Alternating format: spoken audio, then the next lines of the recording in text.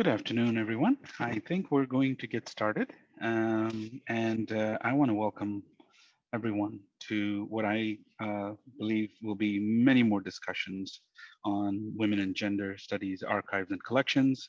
And this is, I think, an enjoyable way for us to talk with each other, connect with each other, and exchange tips and suggestions. My name is Joe Lenkart. I am the manager of the Slavic Reference Service, and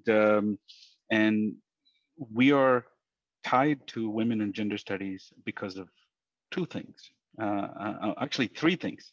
Number one, Mary Zern, a bibliographer, and we call her the patron saint of the Slavic Reference Service.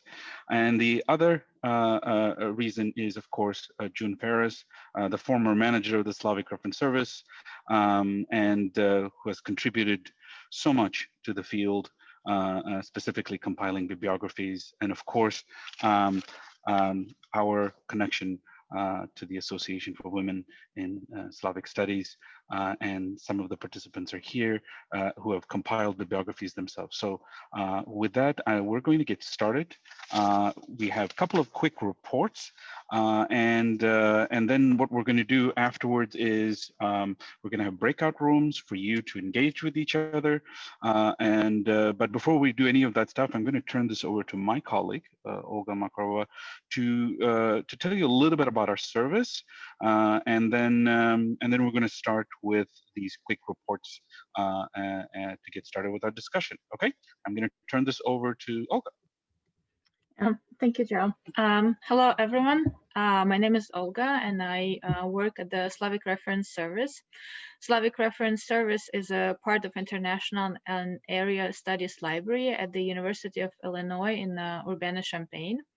Since 1976, Slavic Reference Service provides reference and research assistance in all subject matters related to Russian, East European, and Eurasian studies. We offer consultations, instruction sessions, organize workshops, and panel discussions.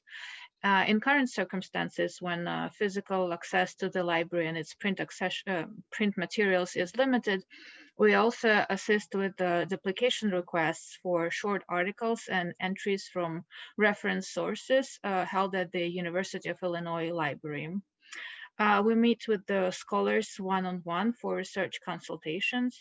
We support faculty, students, researchers, and collaborate with other librarians. And today we're very excited to host this discussion on women and gender studies, archives, and collections. And now I turn it over back to Joe Lenkart, our first speaker, who will talk about accessing bibliographies and other consultative sources.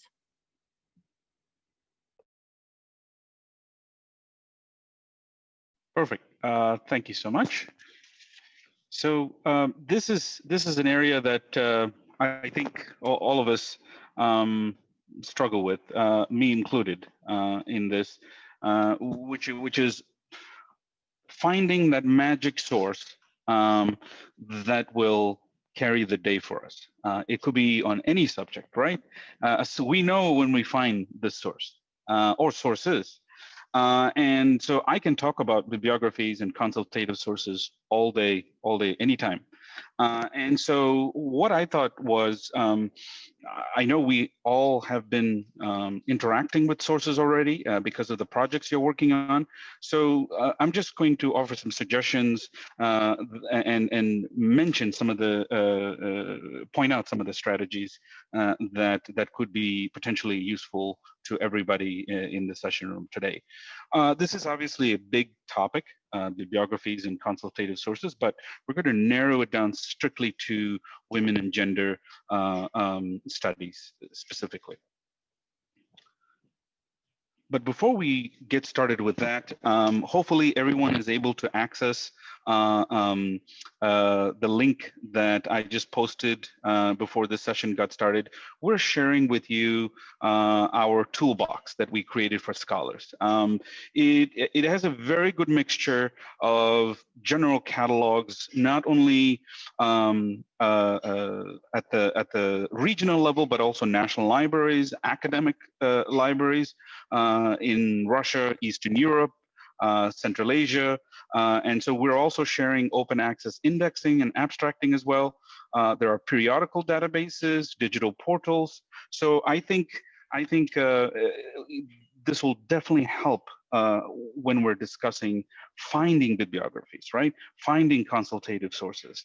And so I hope you will consider downloading a copy for yourself and let us know if you have any questions with any of those sources listed. All right, so bibliographies, consultative sources, but our environment right now is extremely challenging, and access to sources before and after the global pandemic is somewhat tied to the convenience factor. Am I correct? We want things to be convenient, and what do we really want? We want, if possible, that we can search everything connected to a subject matter. And we're already getting there with web browsers and digital portals. We're already getting closer and closer to that fantastic goal, but we're not there yet. But we also want, whenever possible, full text access. It does not matter what it is, just give me full text access so that I don't have to look for anything else, right? But like I said, we're getting there, and collections like the the collection of women's history, there is a digital component to it. You can download newspaper articles, pamphlets, short monographs, all of that, just like that. In a minute or two, you'll be able to search and download this incredible collection, which spans different historical periods. But we also have subscription databases. Your institution might subscribe to some of these databases. Women's Studies International, the coverage starts 1970s onwards. It covers a variety of publications. And then, of course, you have Gender Watch, which starts 1970, the coverage for that. Again, a good mixture of publications that it provides coverage to, meaning it tracks the content in those publications. So this is good news for everybody involved. But my goal here is to talk about another gem, which is bibliographies. And what are bibliographies? Sometimes, we need to look up definitions for this. Very basic definition is it contains a list, a very helpful list of books, articles, and other resources, right? And a bibliography could be on any subject matter, any. It could be general, it could be very specific. It could be 10 pages, it could be 500 pages. And then we have another subset of bibliography, which is bibliography of bibliography. So it's a bibliography that is pointing you to other bibliographies on numerous subjects. And that's what makes a bibliography such a powerful tool for any scholar. So, in this case, gender studies, women and gender studies scholars. It will expand the scope of your searching to such an extent, it will get you to that point, which is conveniently looking at the content that you want for your research project, right? But first thing, how do we even find these bibliographies? How do we find them? Generally speaking, we just transitioned to a Primo catalog. You may have your institutional catalogs. You may be based in Poland, Russia, Czech Republic.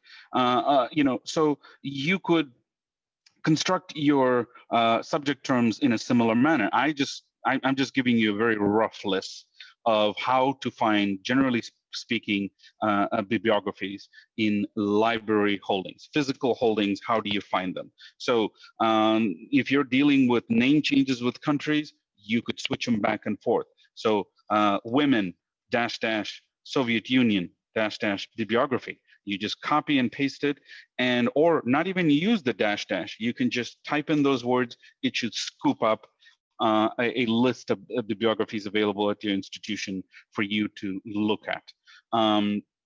And one of the reasons this is so important is because of the next slide, which is comprehensiveness. We want in a single source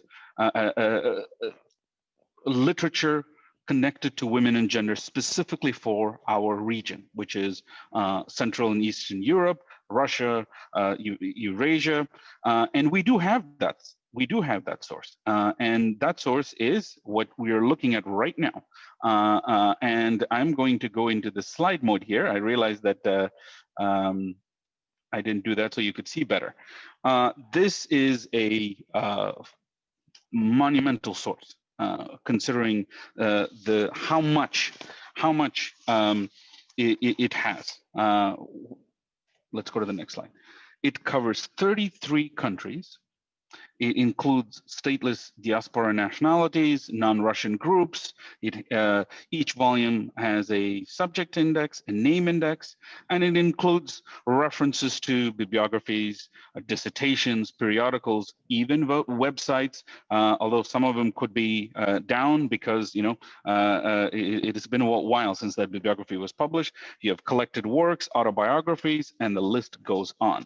What we've done for you is scan the table of contents to some of these bibliographies, and you can download them through that link that I pasted below. But the real way of tracking these very helpful subject-specific bibliographies is through, of course, national bibliographies, which all of the countries in the region compile and publish. But they also have databases that you can use. And that's where our toolbox comes in extremely useful, because it leads you directly to national libraries, union catalogs, where you could track what type of bibliographies have been published. So, so for example, here we have bibliography of bibliographies, Polish bibliographies, I should say, and then to my right, or to you, we have the Turkish bibliography of bibliography. So, and they are covering a very specific period, 1928 to 1965 for Turkey, and then you have 1961 to 1970. These are all serialized, especially for the Polish case. So, which means you could see very quickly what type of bibliographies were published on which subject, and then you could go and search for in library catalogs, and then go and use that bibliography, because it is that simple, a couple of steps process. And just to show you the level of sophistication and usefulness to research here, I'm going to stop sharing this screen and share another document which I compiled for this purpose today. Is that, let me just open this up here. Just a second here.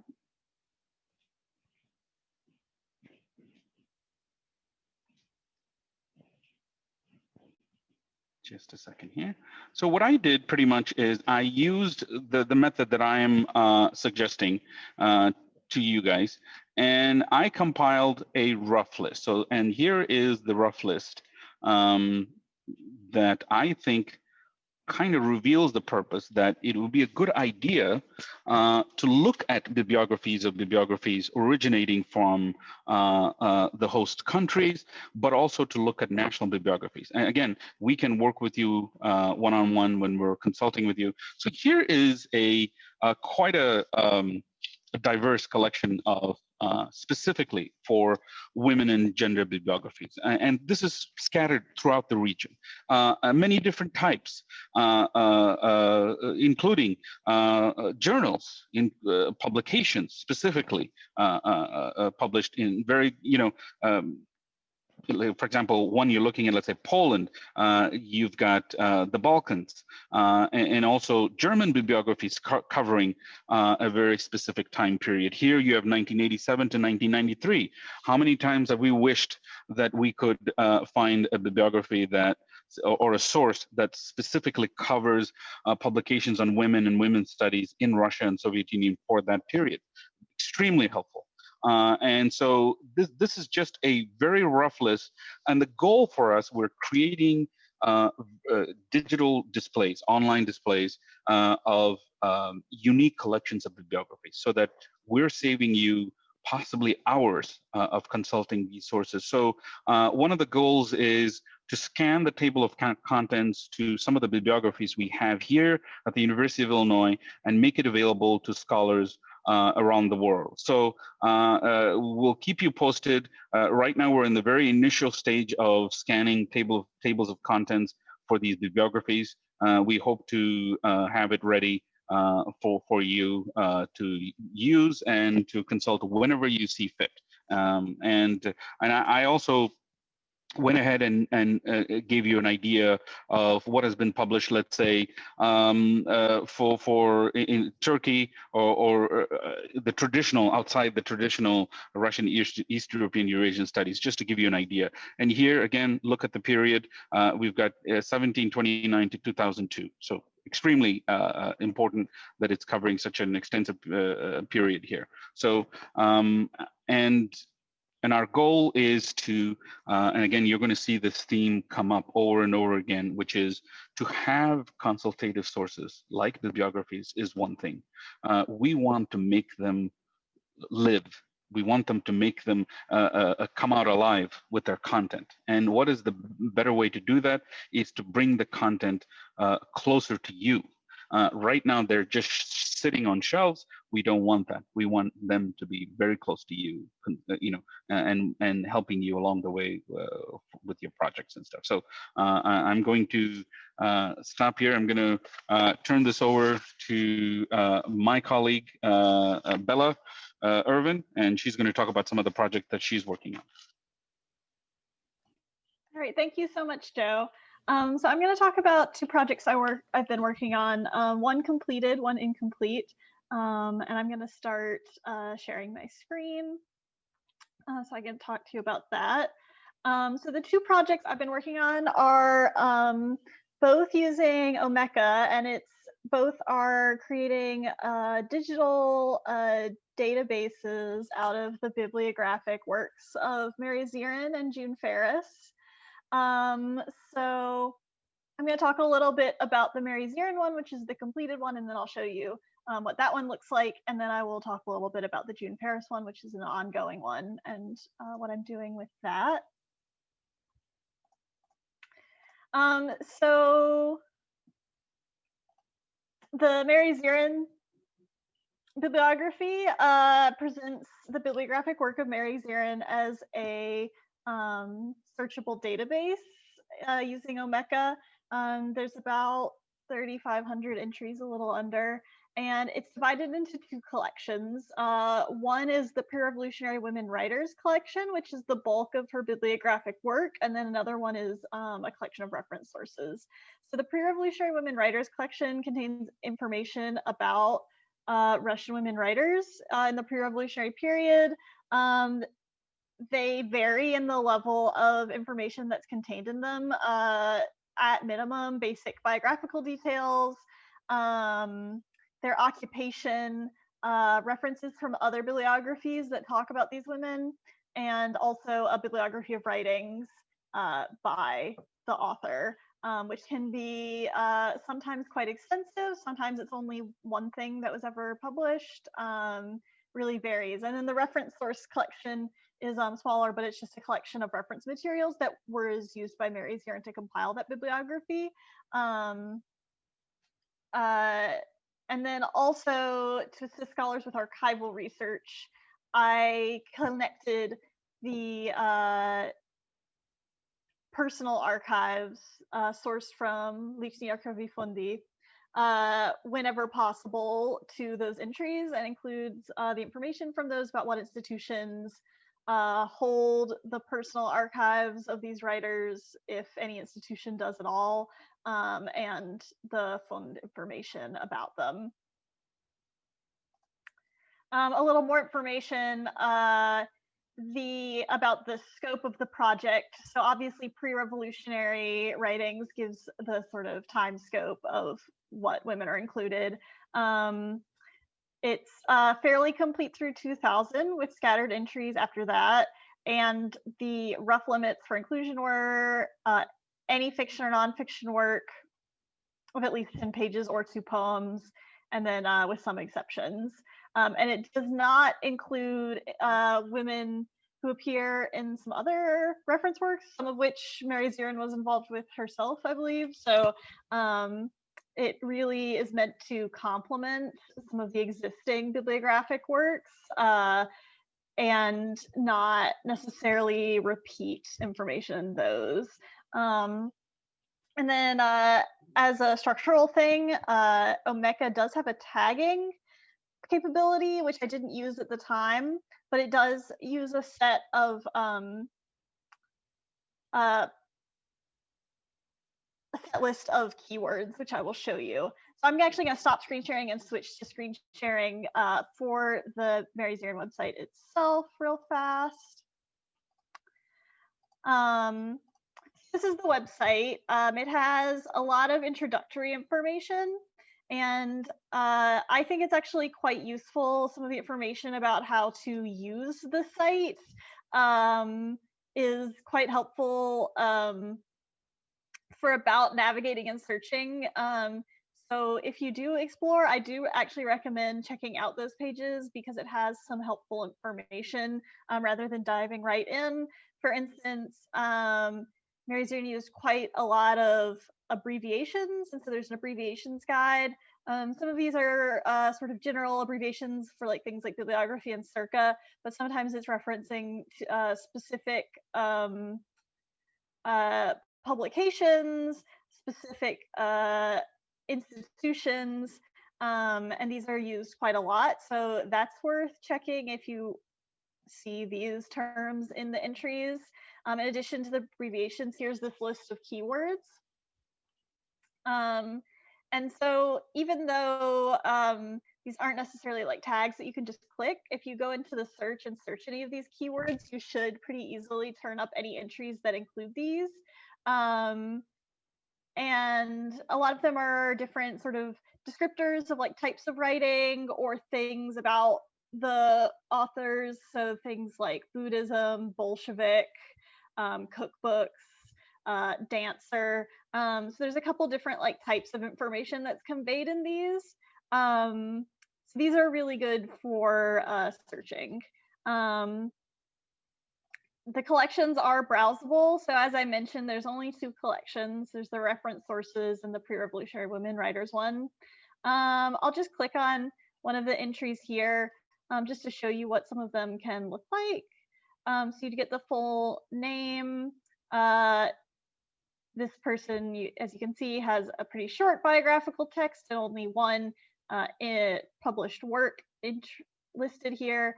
But yeah, they really do vary in how much information is conveyed in them. And then there's also an advanced search page. And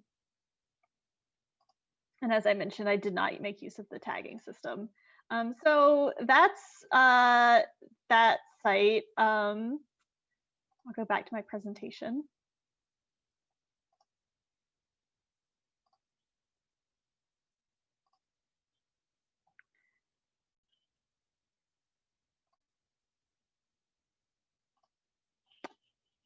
So the project that I'm working on right now is sort of similarly adapting and making searchable the bibliographic works of June Ferris. So this one's ongoing, and this is a project to enter the current bibliographies that she published between 2007 and 2018 into a searchable database, also using Omeka, as well as some reference sources that she compiled. These are currently a little scattered, so some were published in the Association for Women Slavic Studies newsletter. Some appear to have been published as their own item. And some are currently on the Association for Women Slavic Studies website, and some are on the University of Chicago Library's website, and they're all currently just in the form of PDFs that users can download.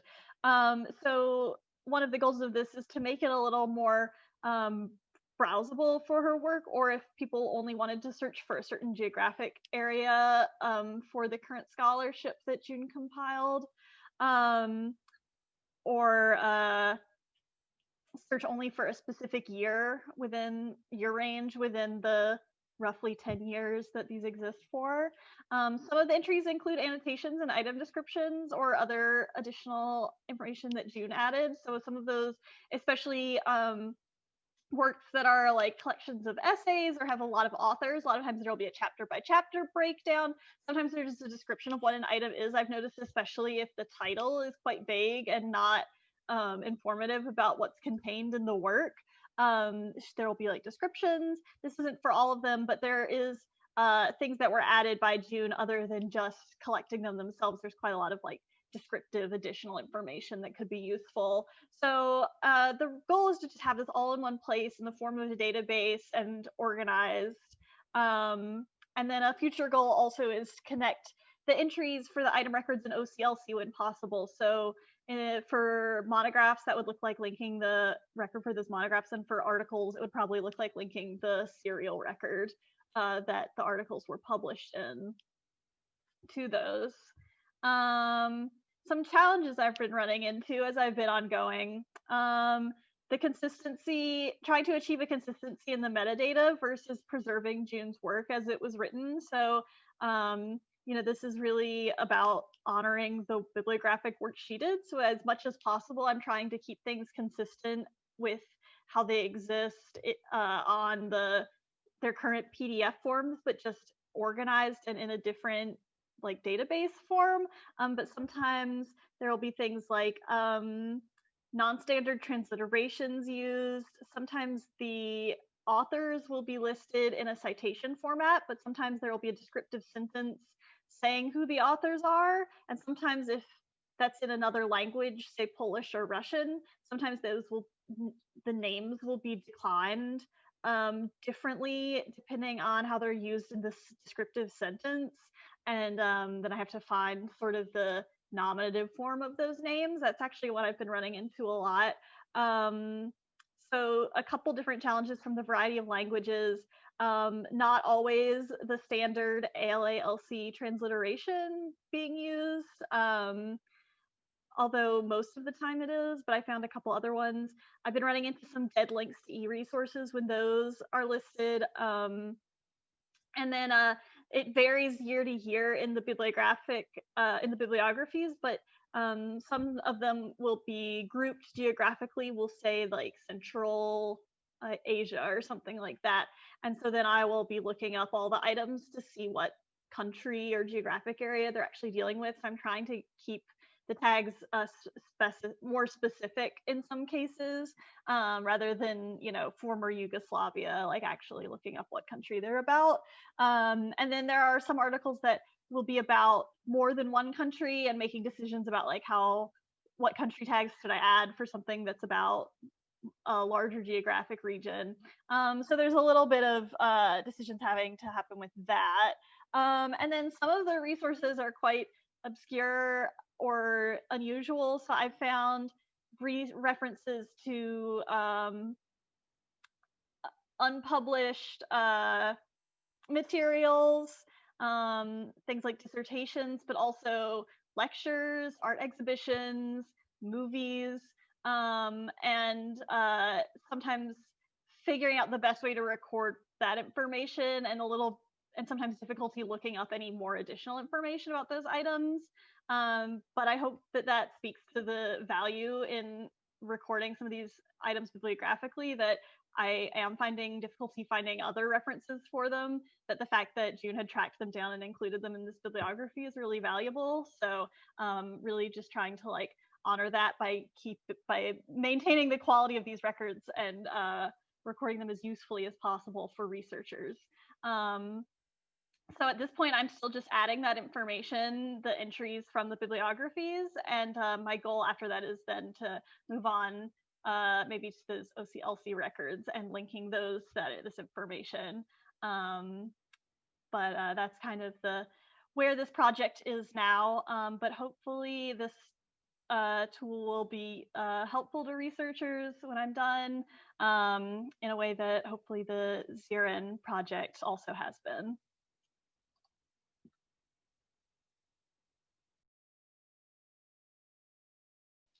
Thank you so much, Bella. And now we're going to keep going with some of the projects we've been working to support all of you guys and doing women and gender studies related projects. We're excited to talk about one more project, which really will improve things, especially one of the things that, we try to dig around the world is, for, of course, primary sources. And one of those subsets of primary sources, of course, memoirs.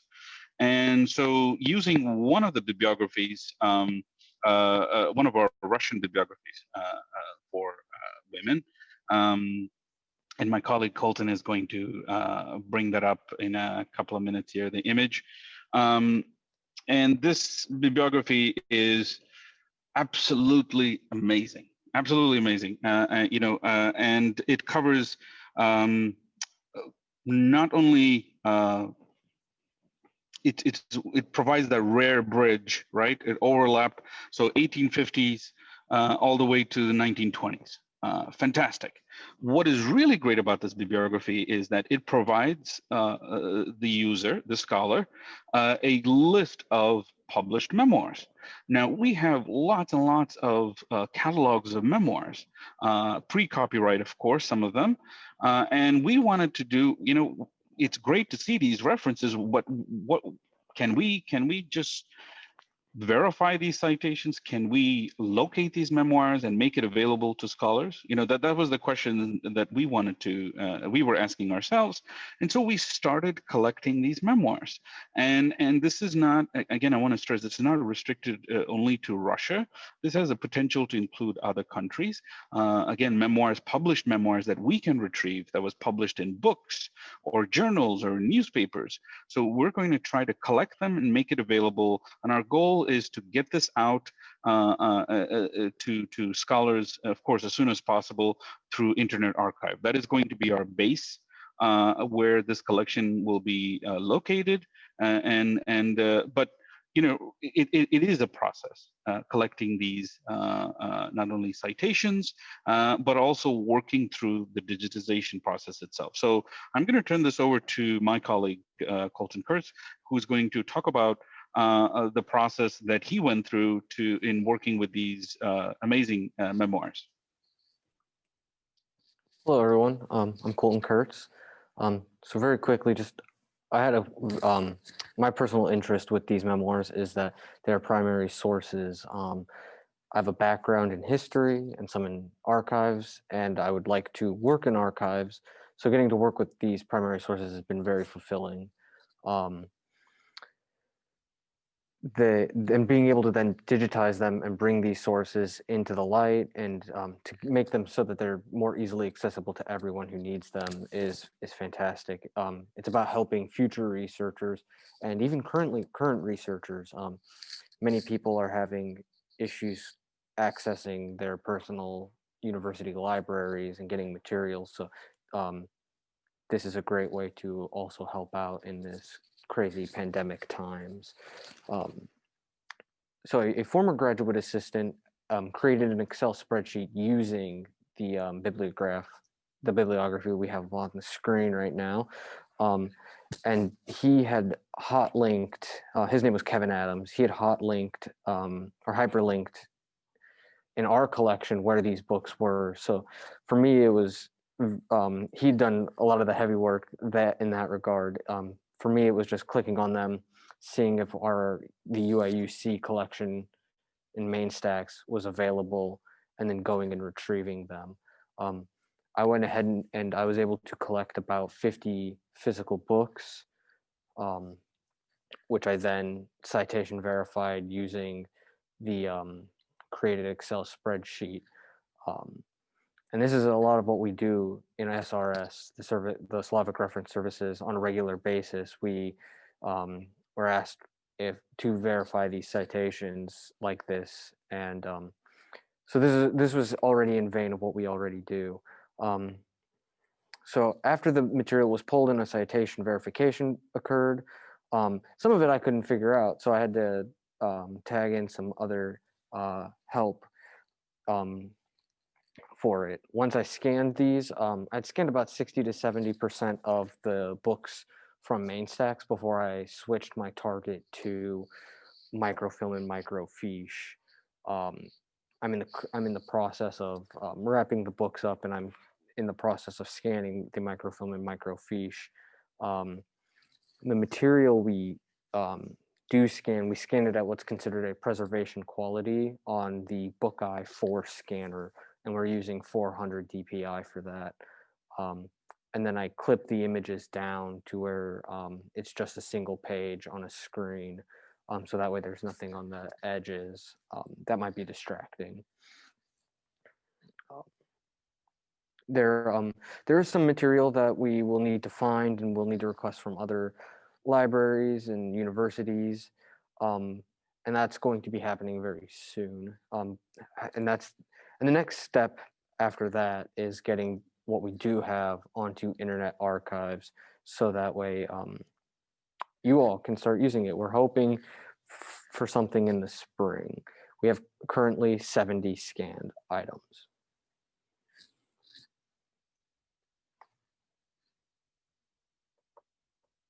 If someone would like, hold on, I'm going to stop sharing real quick. I have a picture of the cart that we're using that has all the stuff right now.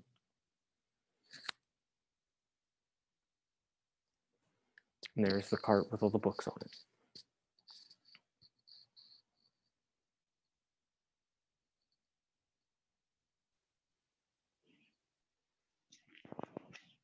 All right, thank you so much, Colton.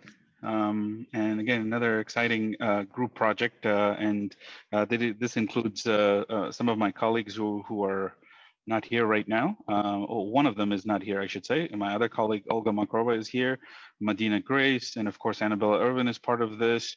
And so it's a great group, and hopefully we can get these materials out to all the scholars and stuff. So.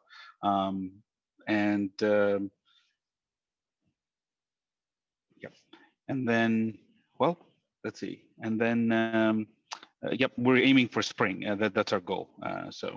Having said that, we're going to pause just for a minute to see if you have any questions before we move on to heading out to some breakout rooms so that you guys can discuss and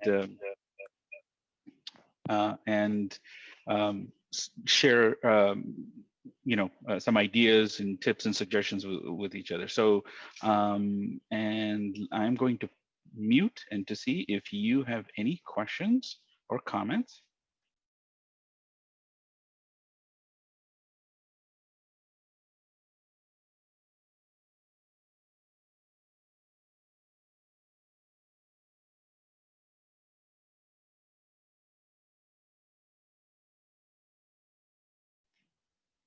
Okay.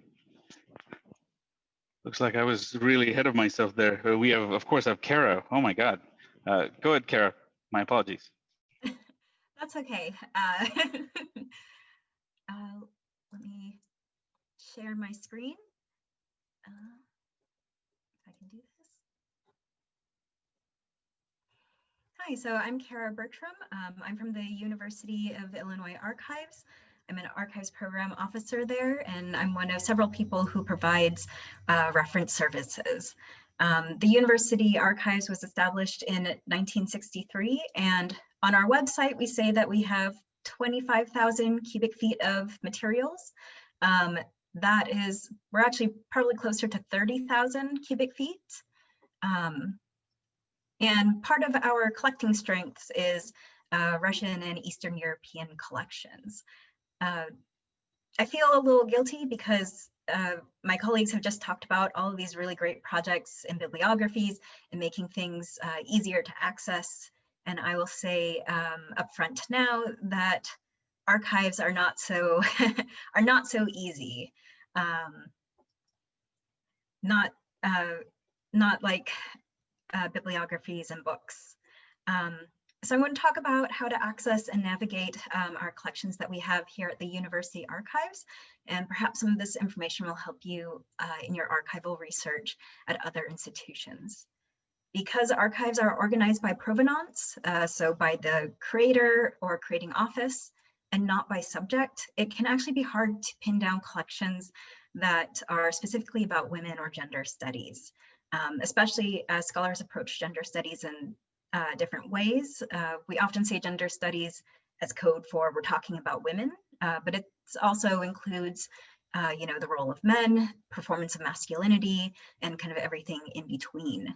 So I don't really want to box us in and limit what I talk about by how I define gender studies. So in archival research, it's sometimes good to start out broad and then narrow your way down to what you really need. We do have several collections of papers from female professors who are involved in Russian and Eastern European and Eurasian studies, and other manuscript collections from women. But researchers often find relevant materials in less obvious places. Sometimes you might find an entire set of papers that is really useful to your research, and other times you'll find a single folder amongst over 100 boxes that is also really helpful.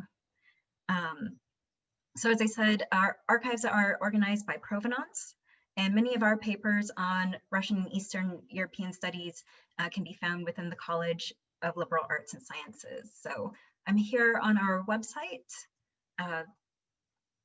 Usually our database search is a little bit further up, but that's all of our information about COVID. So you can do a keyword search that will search our entire database, but I'm just going to navigate by campus unit, Liberal Arts and Sciences. Two particular departments of note are the Slavic Languages and Literature Department and the Russian and East European Center, which will have a lot of finding aids or catalog records on Russian and Eastern European Slavic studies. So let's take a look at the Russian and East European Center. And you can see that we have several collections under this unit. These titles are not necessarily very helpful. It's not like a book title that tells you exactly what's in it. Some of them are pretty obvious, such as the Association for Women in Slavic Studies Archives. So that tells you pretty much what's in there. But who are all of these people? Who are Donald and Helen Lowry? So if we take a look at the catalog record, we can find more details about what this archival collection is about. So actually, have to navigate Zoom a little bit. Here we can see a summary of what's in the collection. We can find out that Donald and Helen Lowry were secretaries for the YMCA and YWCA in Russia and Eastern Europe during and after World War I. So this is potentially a really great resource on women during that time period.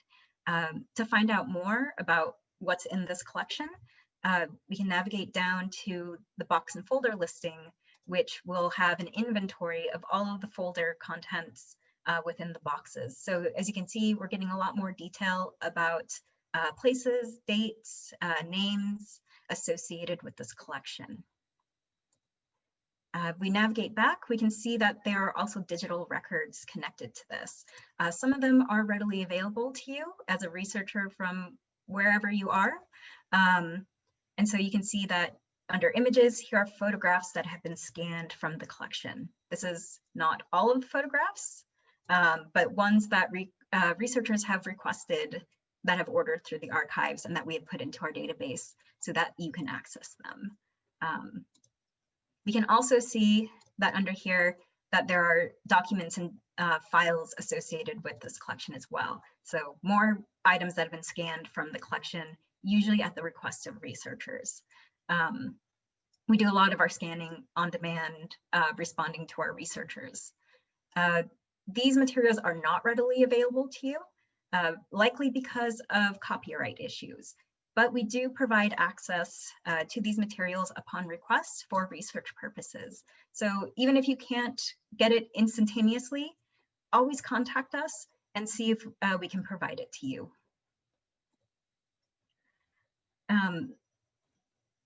Other papers, such as like the Philip Mosley collection, the Paul Anderson papers, these are really extensive collections of materials. Again, it might not seem obvious that you're going to find what you want within these papers, but the Anderson papers are 127 boxes. So it's always worth it to take a look, to kind of investigate and drill down into the collection to see if you can find the person that you're researching, a topic, an event. As you can see, this is an extensive finding aid of over 131 pages. So it does take a little bit of work to find, a little bit of digging to find the relevant materials for your research, which is pretty much true of all archival collections and research. But the University Archives reference staff is always happy to help you, though you as the researcher will really know what you're looking for and what you want, and we can help guide you there. You might see restrictions on collections, so such as the Sophie Pregel collection. Pregel was born in Ukraine and was a literary who immigrated to the United States. And she has a collection of correspondence and literary works from other Eastern European authors. As you can see, there are access restrictions, but these again it's kind of more due to copyright and security concerns. We do provide access to these materials. You just kind of have to contact us and see what are the next steps to get to them. We also have other Eastern European and Eurasian Russian collections that are outside of the liberal arts, College of Liberal Arts and Sciences. So if we do just a generic keyword search, Russia, into our catalog, it'll pull up all the results. So you can see that you get 61 matches, and that's hitting from all different aspects of the university, from different departments, which is also including some manuscript collections collected by the university library. So you really kind of have to do a bit of searching to find what you need. But unfortunately, when you do this search, you're not searching the PDF box and folder inventories, the ones that I had showed you. To do so, you need to do search PDF lists. So again, this will just pull up just generic term here. This is going to pull up, now we have, instead of 61 results, we have 140 results. So especially if you're looking for a specific name, a specific person who might have been corresponding with the University of Illinois, or with somebody like Philip Mosley or Paul Anderson, this is probably a better place where you might be able to find those names as opposed to the big general database search. And just real quickly, a few other places that you can find other source materials within the University of Illinois is the Sousa Archives and Center for American Music, which has collections on Russian folk music. I think music and gender studies are really interesting, are linked in very interesting ways. So that might be an interesting collection to go look at. The Sousa Archives finding aids can be accessed through the University Archives database. And I'll also mention that the University Archives manages the American Library Association Archives, which contains the files of ALA's international office, which has done work with Russia and Eastern Europe. And I mentioned the ALA Archives because of the strong link between professional women's work and librarianship, and also that I run the ALA Archives. And the ALA Archives is in a separate database from this one, but a link can be found on the University Archives website.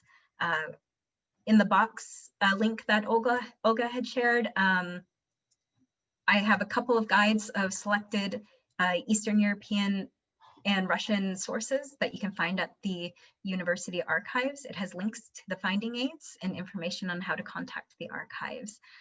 We are open to the public, and during non-COVID times, we accept anybody who wants to come in and take a look at the materials.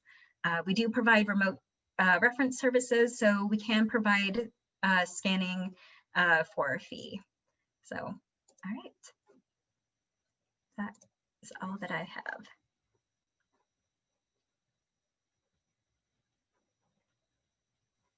Thank you so much, Kara. Really appreciate that. Fantastic. And now, everyone, I think we have about like 10 to 15 minutes for to go into some of the breakout rooms. I'm going to open up some of the rooms here so that we can facilitate conversations and you can share some of the things that you're seeing out there, specifically with collections and resources. And so it's a very good mixed group. So we can you can select which room you can go to. So if you're looking at your screen at the bottom, you should be able to see more, and then you will see the breakout room choices. So whichever one appeals to you, you can go ahead and enter those rooms.